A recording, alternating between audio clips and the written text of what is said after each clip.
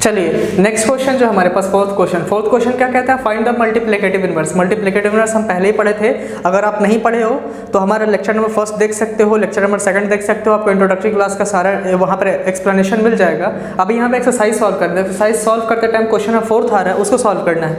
यहाँ पे बोल रहा है मल्टीप्लिकेटिव इनवर्स।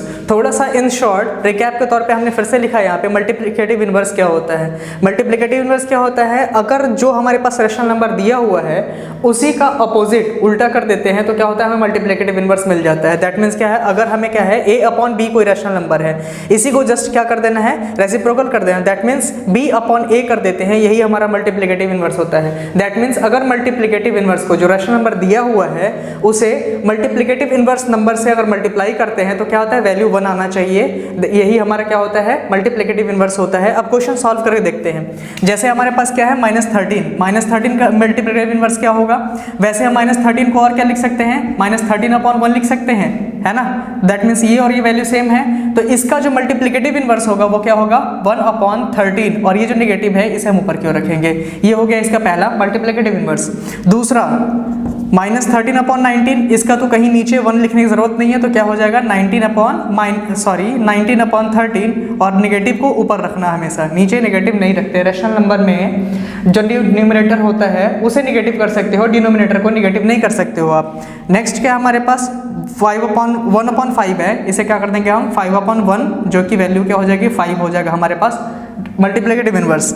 नेक्स्ट है हमारे पास -5/8, दिख रहा है आपको, -5/8 और -3/7, तो क्या करेंगे, इसे जस्ट क्या कर देना है, रेसिप्रोकल कर देना है, यही हमारा क्या हो जाएगा मल्टीप्लिकेटिव इनवर्स होगा। दैट मीन्स 8/5, और ये जो नेगेटिव है ऊपर की ओर रहेगा, multiplied by -7/3।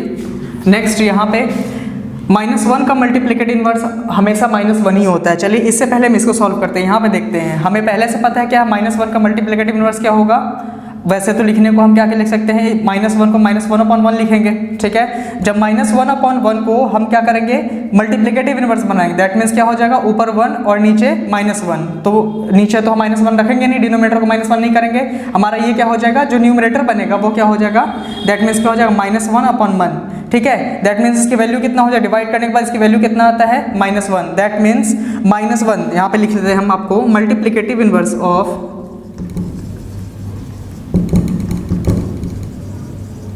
-1 is always be -1,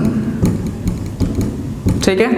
तो इसी के अनुसार यहाँ पे चलते हैं। दैट मीन्स अगर हम क्या करें, इसका मल्टीप्लिकेटिव इनवर्स करें तो -1 ही मल्टीप्लिकेटिव इनवर्स रहेगा, मल्टीप्लाइड बाई 5/2, और ये माइनस ऊपर में, ये हो जाएगा इसका मल्टीप्लिकेटिव इनवर्स, ठीक है। तो ये समझ चुके मल्टीप्लिकेटिव इनवर्स क्वेश्चन नंबर 4 हम कर चुके हैं। कोई डाउट हो तो आप कमेंट सेक्शन में हैश यूनिवर्सिटी इंस्टीट्यूट लगकर अपने डाउट को पुट कर सकते हैं, वहाँ बहुत जल्द आपके डाउट को सॉल्व करने की कोशिश करेंगे। Thank you.